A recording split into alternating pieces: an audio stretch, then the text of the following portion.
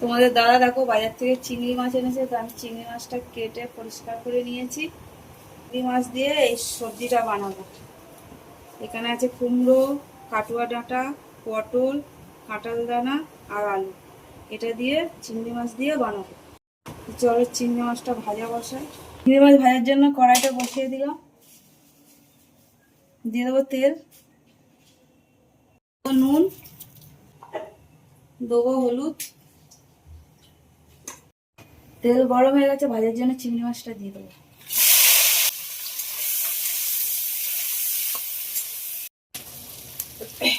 চিংড়ি মাছগুলো ভাজা হয়ে গেছে, এবার সব উঠিয়ে নেবো। চিংড়ি মাছগুলো সব ভালো করে ভেজে নিয়েছি। আবার দেবো তেল। তেল গরম হয়ে গেছে, দিয়ে দেবো 5 ফোড়ন, দিয়ে দেবো কেটে রাখা পেঁয়াজ।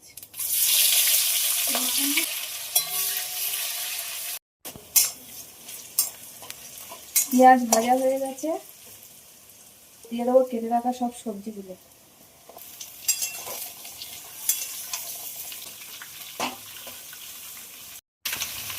দেবো হলুদ, দেবো নুন,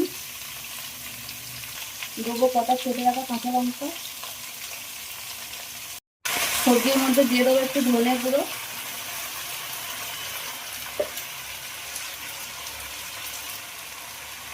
দিয়ে দেবো একটু জিরে গুঁড়ো।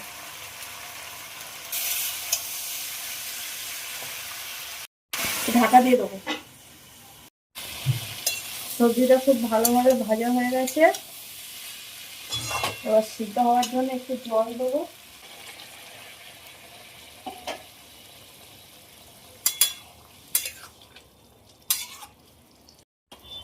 চিংড়ি মাছটাও দিয়ে দেবো। ফোটার জন্য ঢাকা দিয়ে দেবো।